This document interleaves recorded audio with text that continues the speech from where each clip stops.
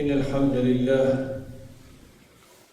نحمده ونستعينه ونستغفره ونعوذ بالله من شرور أنفسنا ومن سيئات أعمالنا من يهده الله فلا مضل له ومن يضلل فلا هادي له وأشهد أن لا إله إلا الله وحده لا شريك له وأشهد أن محمدًا عبده ورسوله صلى الله عليه وعلى آله وأصحابه وسلم تسليما كثيرا. Të gjitha falenderimet takojnë Allah subhanahu wa ta'ala, atë falenderojmë, prej tij ndihmë dhe falje kërkojmë. Dëshmoj se nuk meriton askush të adhurohet pos Allahut azza wa jall. Ai është një dhe nuk ka shok, dhe dëshmoj se Muhamedi është robi i Allahut dhe i dërguari i tij. Salavat dhe selamet të shumë të dërgojmë mbi të dërguarin tonë, mbi familjen e tij dhe mbi gjithë shokët e tij. Xhamatit të nderuar, Allah subhanahu wa ta'ala na nderoi duke dërguar tek ne pejgamber dhe duke zbritur libra të shenjta, që ne të udhëzohemi në rrugën e Allah subhanahu wa ta'ala, që ne të kemi frikën e Atij, të bëjmë punë të mira e të largohemi nga punë të këqija. Kështu që kjo është edhe këshilla e parëve të fundit, pra frika ndaj Allah subhanahu wa ta'ala. Allahu azza wa jall në librin e tij fisnik në Kur'an përmend tregime të ndryshme, mirë po në fokus janë tregimet e pejgamberëve. Ato zojmen më të madh të tregimeve në Kur'an, për shkak mësimeve dhe dobive të mëdha që përmbledhin tregimet e pejgamberëve. Në mesin e pejgamberëve që Allah subhanahu wa ta'ala përmend në Kur'an është tregimi i Yunusit alayhis salam. Ky dërgumi i Allahut azza wa jall, i cili ishte dërguar tek një popull i cili nuk besoi, nuk u përgjigj thirrjes së pejgamberit dhe me nxitim u largu pra Yunusi alayhis salam nga i popull drejt një anije përplet me njerëz. Allah subhanahu wa ta'ala përmend disa vende në Kur'an tregimin e tij, prej tyre se Allah subhanahu wa ta'ala wa inna Yunusa lamina al-mursalin idh abaqa ila al-fulk al-mashhun. Sot për të vërtet edhe Yunusi ishte ndër pejgambert, pra të dërguar tek njerëzit, dhe i cili nxitoi tek një anije e mbushur plot me njerëz. Dhe siç duket, për shkak të numrit të madh të njerëzve dhe peshës që ka anija gjatë lëndrimit, njerëzit nuk kanë zgjedhje ose të fundosen të gjithë, ose të qesin short se kujt i bie shortit të hidhet në ujë me qëllim që të shpëtojnë shumica. Kur hidhet shorti, mos të lexoj ajetin nga një arabisht, hidhet shorti dhe në mesin e atyre që i bën shorti me hidh në ujë, është edhe Yunusi alayhis salam. Dhe kështu ndodh, hidhet në ujë dhe çfarë rrafan Allahu zot tregimin e tij, pastaj e gëldit një peshk i madh ose një balenë, dhe thot Allah subhanahu wa ta'ala sikur që mos ishte nga ata që përmendën dhe i lutën Allah shumë, laula an kana min al-musabbihin la labitha fi batnihi ila yawm al-din. Ila yawm yub'athun, sikur mos ishte nga ata që përmendën Allahun shumë, e larsojnë Allahun, i lutën atij, ai do të çndrojë në bark deri në ditën e ringjalljes. Mirë po, vazhdim Allah subhanahu wa ta'ala ja pranon pendimin, e hedh në breg të ujit, ku me gjithë lëvshtinë dhe ligështinë e merr veten me ndihmën e Allah subhanahu wa ta'ala, dhe Allah e dërgon tek një popull të cilët i përgjigjen thirrjes së tij, pra i përgjigjen Yunusit alayhis salam, me që numri i tyre ishte 100.000 e më tepër. Nga ky tregim që përmend shumë shkurt realisht, ka mësime të mëdha. Fillimisht ky tregim i rrëfehet pejgamberit sallallahu alaihi wasallam që të jetë ngushëllim për vetë pejgamberin alayhis salam. Që t'i bëhet me dije të dërguarit sallallahu alaihi wasallam që misioni i pejgamberisë nuk ka misioni i lehtë. Domethënë ka pas vështirësi dhe pejgambert para teje të ta përmbushin këtë mision. Dhe merr si shembull pra Yunusin alayhis salam, i cili këtu bën një lëshim, pra që ik me nxitim drejt asaj anije pa marrë lejen e Allah subhanahu wa ta'ala. Pra të Allah subhanahu wa ta'ala wa huwa mulim, është larguar duke qenë me faj, faktikisht ka bën një gabim, ka bën një faj. Kështu që tjetë ngushëllim se ti nëse duron në rrugën e Allah subhanahu wa taala, ban sabër, njerëzit do të jenë edhe suksesi i Allahut. Sikurse për Yunusin alayhis salam, që pastaj i besoi i gjithë populli i dytë që ku dërgu dhe i dha Allah azza wa jall sukses. Pra kjo është ngushëllim dhe motivim nxitje për pejgamberin sallallahu alaihi wasallam, mirë po dhe gjithë ata të cilët thirrën në rrugën e Allah subhanahu wa taala dhe kanë marrë përsipër këtë mision që njerëzit të kuptojnë Islamin dhe fenë e Allah subhanahu wa taala. Mësimi i dytë është se pa marrë parasysh pozitën e pejgamberit. Ata janë njerëz dhe kanë mundësi të bëjnë në një gjë cilën nuk e don Allah subhanahu wa taala. Pra janë shembull në bindjen e Allah te bareke ve taala. Mirë, por nuk janë të pagabushëm nga gabimet e vogla. Nuk bëjnë gabime që njerëzit më mësu gabimisht, ha? Mirë, po gabime të vogla ka mundësi të bëjnë pejgamber si këtë rast Yunus alayhis salam. Pra mund të bëjnë diçka që nuk don Allah subhanahu wa taala. Mirë, po gjithsesi aty ka urtësi. Ajo ndodh me lejen e Allahut, ndodh me vullnetin e Allah subhanahu wa taala dhe elshim se qysh Allahu i ka rrit pejgamber nga gabimet e mëdha. Kish mund me rrit edhe nga ato gabime të vogla. Mirë, po kjo që na të kemi mësime se si të pendohemi, se si të themi tek Allah subhanahu wa taala, na bëhet me dije që aty ku kanë fol pejgamber dhe nuk kanë ndërhysh bolli Allahut, ajo është e vërteta se me konë që ka bojnë, kishë ndërhy Allah subhanahu wa taala sikurse në rastin kur kanë ndërhy gjatë gabimeve që i kanë bërë. Domethënë, gabimet e pejgamberëve na japin sigurinë misionin e tyre. Na japin sigurinë thirrjen e tyre që thirrja e tyre është e saktë dhe vërtet, se nëse diku ngabojnë, ndërhyn më një herë Allah subhanahu wa taala. I çorton, i këshillon, i përmirëson. Pra ka urtësi në ato gjëra që ndodhin dhe ka mundësi pra të ndodhin nga pejgamberi. Mësim tjetër që nxjerrën nga ky tregim është pra e lishme sheriatikisht që të hidhet short, qoftë dikush me marrë një të drejtë ose qoftë këtë rast mu privu nga një e drejtë, që është këtë rast bortja me anije, të bëhet me short nëse nuk ka zgjidhje tjetër. Momentin kur ka zgjidhje tjera, format janë tjera që ose se njëri a meriton diçka ose nuk meriton, janë forma të ndryshme, mirë, po nëse vije deri në atë mos që nuk ka ndaj formë tjetër se si me u dallu kush e meriton një gjë, kush jo, ose kush do të privohet nga një drejtë, kush jo, atë ka situata ku lejohet faktikisht edhe me shërt të ndodh kjo. Gjithashtu, për mësimeve që marrim nga ky tregim është se për të mos ndodh një e madhe më e madhe ose një dëm më i madh, lejohet bëhet një dëm më i vogël. Ma mirë është që edhe të humbi një disa individ se sa të humbi një gjithë individ ose gjithë ata autorë ata një. Kështu që kjo është rregull fetare, është rregull sheriatike. Synohet domethënë që të shmonget dëmit komplet. Mirë, po nëse nuk ka mundësi më shmong, ose kime bën një dëm më të vogël për të hyrrit një dëm më të madh, ose kime rënë dëm më të madh, me pasoja më të rënda, me fatalitet më të madh, atë gjithëherë bëhen dëmë më të vogla për mos më bë dëmë më të madh. Këtë rast për mos me humb jetën që të gjithë më fundos, atëherë ka bë short ose ka qenë short që më mirë dhe më e drejtë është ati ku t'i bjen shorti, disa prej tyre të hidhen në ujë e të tjerë të shkëtojnë. Për mësimeve që duhet t'i marrim nga ky tregim është dëshira e Allah subhanahu wa taala për arsyetin. Por kur Allah azza wa jalla vepron diçka, shpesh herë veprimin e tij e sjell ose ndërlidh me ndonjë arsye pse ka ndodhur ajo, vetëm që Allahu të mos gjykohet i padrejtë. Pra Allah te bareke ve taala kur tregon se Yunus alayhis salam është hidhur në ujë dhe do të hidhet në ujë dhe ka rënë shorti me mohit në ujë.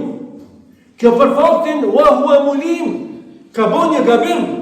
Nuk është padrejtësi nga unë Allah. Se kundërta, Allah ja ka premtuar pejgamberëve që do t'i ndihmon, sikur që përfundimisht edhe këta e kanë ndihmuar. Mirë po, nëse ndodh një sprovë, nëse ndodh një fatkeqësi, mos akuzo Allah subhanahu wa taala.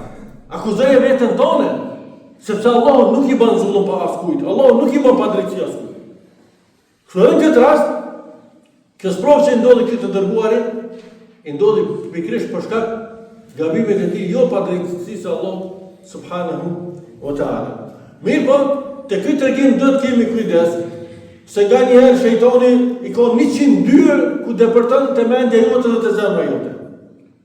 E një prej këtyre dyrëve është kur njeri bën do punë të mira, sheh veten që ka shenja të mira të udhëzimit, dhe kur i lexon këto tregime, këtë rast tregimin e Yunusit alayhis salam, me mendu që ai është më i mirë se Yunusi alayhis salam, sa ka bërë këtë gabim e suka bindë Allah të zotëllë së diçka tjetër. Këtë drejtën e jep pejgamberi sallallahu alaihi wasallam. Sa këtë kujdes një besimtar e truhet të mos thotë se unë jam më i mirë se sa Yunusi ibn Metta, se sa dërgoi Allah Yusuf ibn Metta.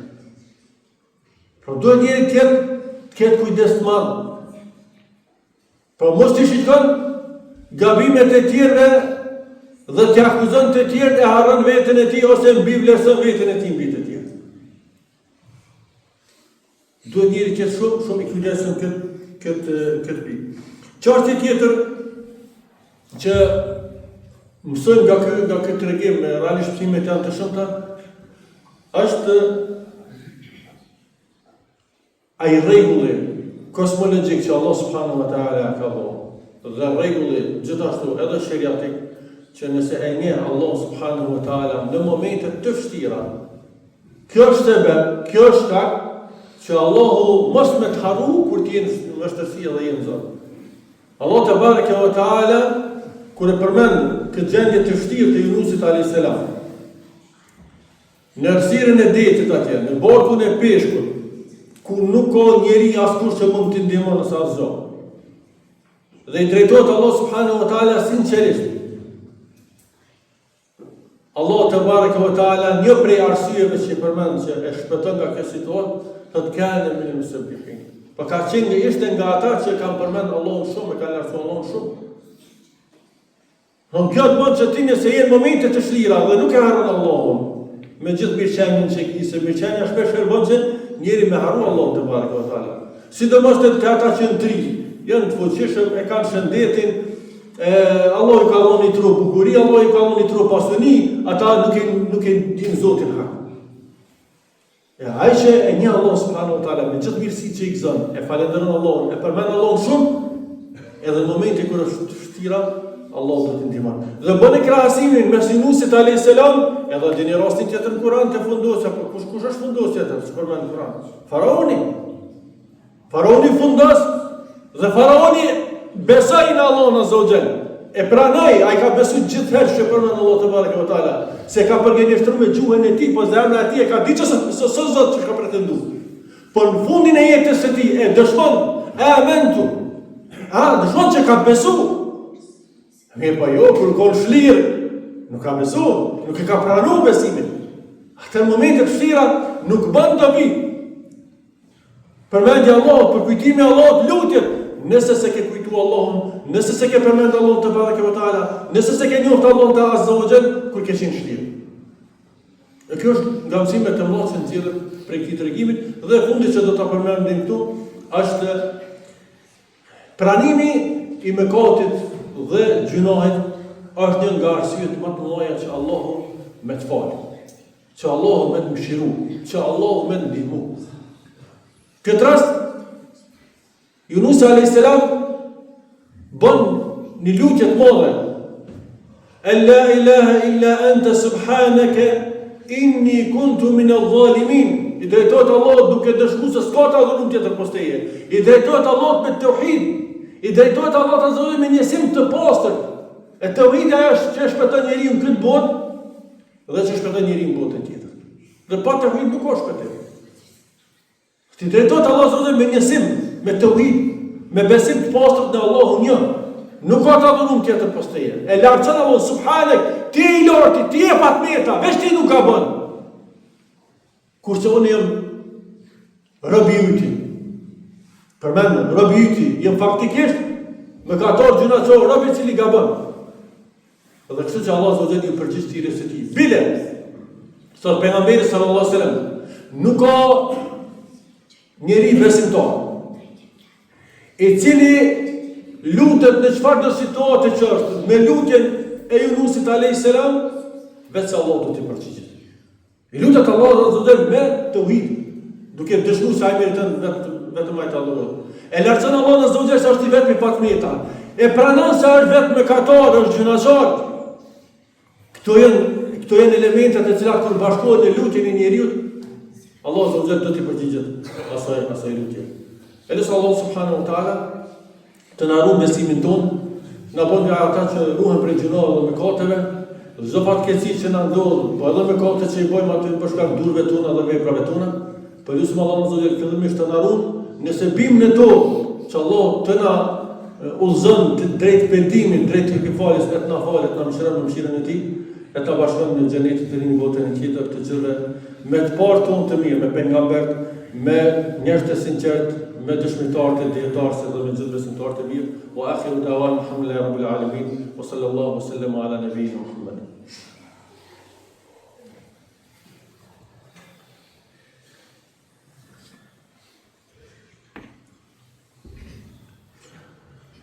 Bismillah, alhamdulillah, wassalatu wassalamu ala rasulillah. E falenderojmë Allahun te bareke ve teala, salavat dhe selame, dërgojmë mbi të dërguarin tonë, mbi familjen e tij dhe mbi të shokët e tij. Xhamati të nderuar, pas zoshën këtë pjesë 2 të hutbes, vetëm një dy fjalë do të thonë rreth arrestimit fundit që u bë me akuzën për tradhti, e që është tradhti fetare, është tradhti edhe ndaj vendit. E që kjo është akuzë, dhe më thonë njëri është i pastër derisa të vërtetohet e kundërta e kësaj, si rregull. Mirë po, duhet ta rikujtojmë njëri tjetrin. Me rrezikun e madh dhe me këtë cilësi të shënduar që është tradhtia. Dhe dim fort mirë se si trajtohet kjo në fenë e Allah subhanahu wa taala. Që është nga cilësitë më të shënduara, që nga veprat më të këqija, duke u nis nga tradhtia në fe dhe në besim.